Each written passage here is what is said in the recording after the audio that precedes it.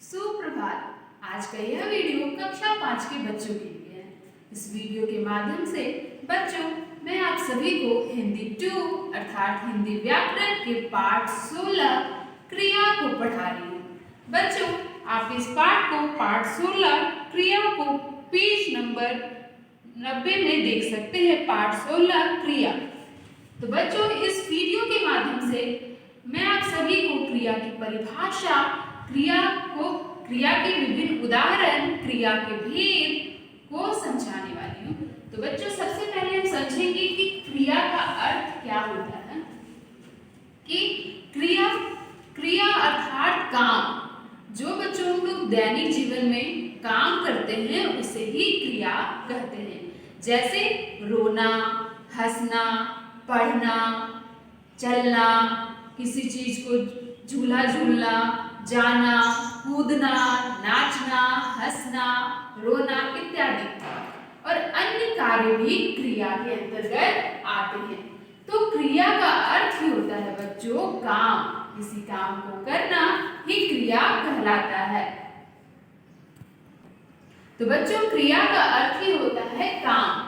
जैसे मैंने बताया रोना, हंसना, कूदना, नाचना, झूमना, हंसना इत्यादि, लिखना इत्यादि सभी कार्य क्रिया ही कहलाते हैं। इसलिए क्रिया का अर्थ होता है काम। तो बच्चों हम क्रिया की परिभाषा समझेंगे। मैंने यहाँ पर देख सकते हैं कि मैंने यहाँ पर क्रिया की परिभाषा लिखी है। जिन शब्दों से किसी कार्य के करने अथवा होने का बोध होता है उन्हें क्रिया कहते हैं। अर्थात जिन शब्दों से कार्य होने का बोध होता है। यदि बच्चों आप जो कार्य करते हैं उसे ही क्रिया कहते हैं। जैसे मैं आप सभी को ब्लैक बोर्ड में लिख रही हूँ, मैं ब्लैक बोर्ड में लिख रही हूँ तो लिखना क्रिया है। आप यदि पढ़ रहे हैं तो आपका पढ़ना क्रिया है। तो जिन शब्दों से किसी कार्य के करने या होने का बोध होता है उसे क्रिया कहते हैं। यदि कार्य करने का बोध होता है, यदि उस शब्द से पता चले कि कोई कार्य हो रहा है, जैसे मैं बोलूं कि मीरा हंस रही है, तो वहां मीरा क्या कर रही है? मीरा हंसने का कार्य कर रही है। मैं यहाँ पढ़ाने का कार्य कर रही हूँ, आप वहां पढ़ने का कार्य कर रहे हैं। तो इस प्रकार किसी काम को जिन शब्दों से किसी कार्य के करने अथवा होने का बोध होता है उसे क्रिया कहते हैं। बच्चों मैंने यहाँ पर देख सकते हैं कि विभिन्न उदाहरण दिए हैं। पहला उदाहरण है बच्चे खेल रहे हैं। पहला उदाहरण है बच्चे खेल रहे हैं। तो बच्चे क्या कर रहे हैं? बच्चे खेल रहे हैं। बच्चे क्या कर रहे हैं? बच्चे खेल रहे हैं। तो बच्चे खेलने का कार्य कर रहे हैं। खेल रहे हैं यह क्रिया है। दूसरा उदाहरण है कि बालक दौड़ रहा है। बच्चों यहाँ आप बताइए कि क्रिया क्या है? बालक दौड़ रहा है। तो बालक क्या कर रहा है? बालक दौड़ रहा है अर्थात दौड़ने का कार्य कर रहा है। तो दौड़ना, बालक दौड़ रहा है हो जाएगा क्रिया, क्योंकि बालक दौड़ने का कार्य कर रहा है। तीसरा उदाहरण है मीरा सो रही है। जैसे कि बच्चों मैंने बताया रोना, सोना, हंसना, चलना, झूमना, कूदना, नाचना सभी क्रिया कहलाते हैं। तो मीरा क्या कर रही है? मीरा क्या सा कार्य कर रही है? मीरा सो रही है अर्थात सोने का कार्य कर रही है। तो सो रही है क्रिया होगा। विक्रम चौथा उदाहरण है विक्रम खा रहा है। विक्रम खा रहा है। तो विक्रम क्या कर रहा है? कौन सा कार्य कर रहा है? विक्रम खाने का कार्य कर रहा है। तो इस प्रकार मूल रूप से मैंने बच्चों चार उदाहरण के माध्यम से यह बताया कि किसी काम को करना या जिन शब्दों से किसी काम के करने या होने का बोध होता है उसे क्रिया कहते हैं। जैसे पढ़ना, लिखना, हंसना, रोना। तो इन चार वाक्यों में खेल रहे हैं, खेलना क्रिया है, दौड़ना क्रिया है, सोना क्रिया है, खाना क्रिया है। तो बच्चों अब हम पढ़ेंगे क्रिया के भेद। क्रिया के भेद अर्थात क्रिया कितने प्रकार की होती है। क्रिया कर्म के आधार पर, कर्म के आधार पर क्रिया दो प्रकार की होती है। क्रिया कर्म के आधार पर दो प्रकार की क्रिया होती है, अकर्मक क्रिया और सकर्मक क्रिया। कौन सी क्रिया? अकर्मक क्रिया और सकर्मक क्रिया। कर्म के आधार पर क्रिया को दो भागों में बांटा गया है, अकर्मक क्रिया और सकर्मक क्रिया। लेकिन बच्चों अकर्मक क्रिया और सकर्मक क्रिया समझने से पहले हम समझेंगे कि कर्ता किसे कहते हैं, कर्म किसे कहते हैं और क्रिया किसे कहते हैं। बच्चों मैंने अभी आप सभी को बताया कि क्रिया को कैसे पहचानेंगे। क्रिया हमारा, हम जो काम करते हैं उसे क्रिया कहते हैं। तो अब हम पहचानेंगे कि कर्ता किसे कहते हैं और कर्म किसे कहते हैं। कर्ता, कर्ता जो काम करता है। जैसे मैं बोलूं कि मीरा हंस रही है, तो यहाँ पर कौन का हंसने का कार्य कर रही है? मीरा, मीरा हंस रही है। यहाँ पर मैं बोलूं, इस उदाहरण में आप देखेंगे कर्ता कौन है? बच्चे खेल रहे हैं, तो कौन खेल रहे हैं? बच्चे, तो बच्चे हो जाएगा कर्ता। कर्ता उसे कहते हैं जो काम करता है। जो मीरा सो रही है, तो सोने का कार्य कौन कर रही है? सोने का कार्य मीरा कर रही है, तो मीरा हो जाएगी कर्ता। जो काम करता है उसे कर्ता कहते हैं। बालक दौड़ रहा है, तो यहाँ दौड़ने का कार्य कौन कर रहा है? दौड़ने का कार्य बालक कर रहा है, तो बालक हो जाएगा कर्ता। विक्रम खा रहा है, विक्रम खा रहा है, तो यहाँ पर खाने का कार्य कौन कर रहा है? विक्रम, तो विक्रम हो जाएगा कर्ता। क्योंकि यहाँ कर्ता वही होता है, कर्ता उसे कहते हैं जो काम करता है।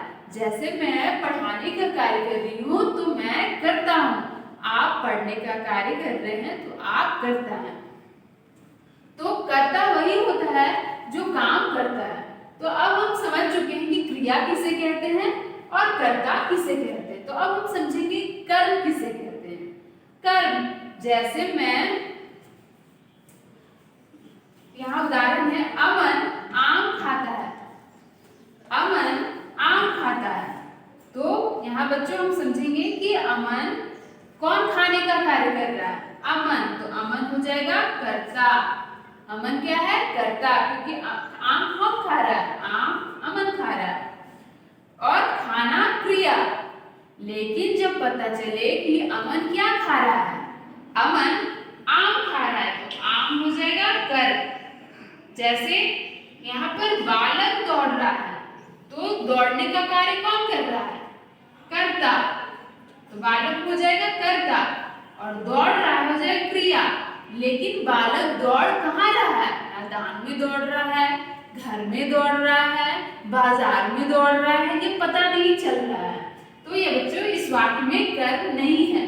जिस वाक्य में पता चले कि कर्ता क्या कर रहा है, कर्ता यदि आम खाने का कार्य कर क्या खा रहा है, यदि पता चले क्या खा रहा है, कहाँ दौड़ रहा है, कहाँ जा रहा है। जैसे कि इस वाक्य में मैंने बताया कि अमन खाता है, यदि आम नहीं रहता, यदि आम नहीं रहता तो अमन खाता है। यहाँ पता ही नहीं चल रहा है कि अमन क्या खा रहा है।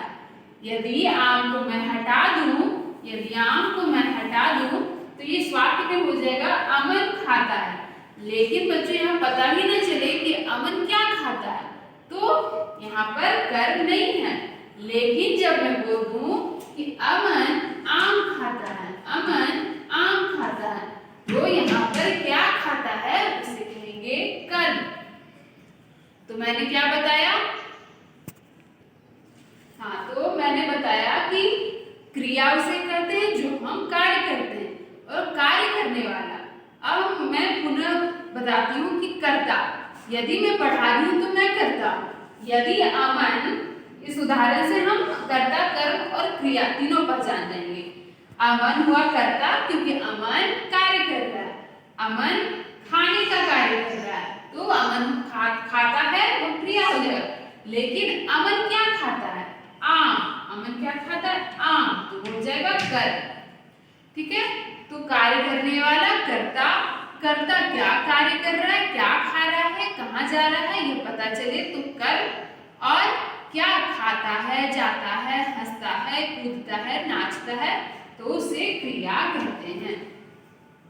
तो बच्चों आपने कर्ता, कर्म और क्रिया को पहचान चुके हैं। तो अब हम समझेंगे कि अकर्मक क्रिया किसे कहते हैं और सकर्मक क्रिया किसे कहते हैं।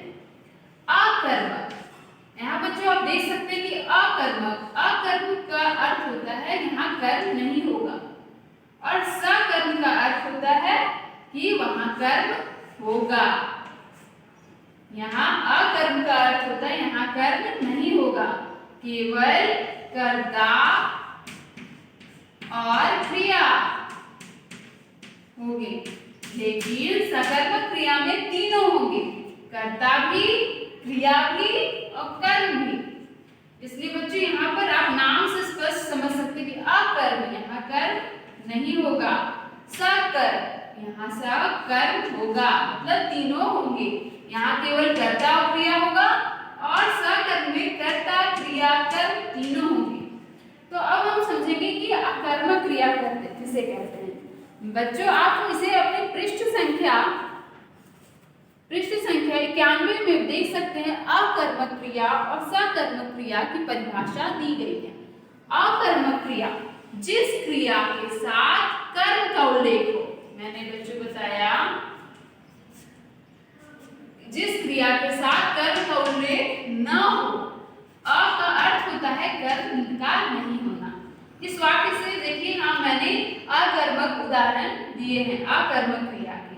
तो जिस क्रिया में कर्म न हो उसे अकर्मक क्रिया कहते हैं, जिस क्रिया में कर्म हो उसे सकर्मक क्रिया कहते हैं।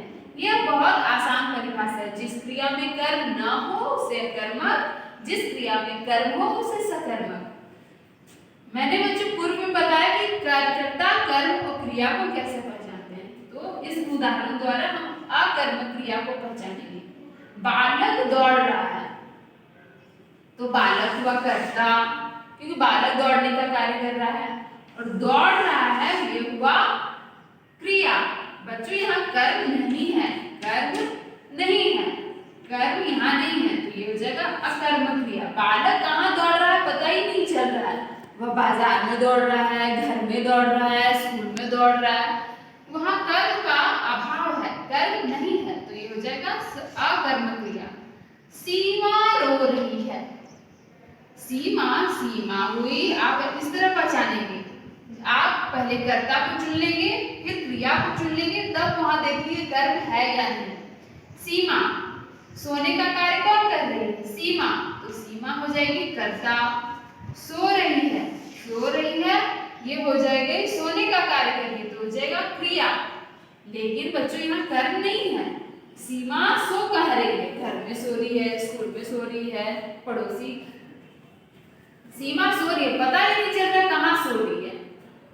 तो जब पता ही ना चले, वहां कर्म ना हो, वहां अकर्मक क्रिया। नेहा लिख रही है, नेहा हुई कर्ता, लिखना क्रिया।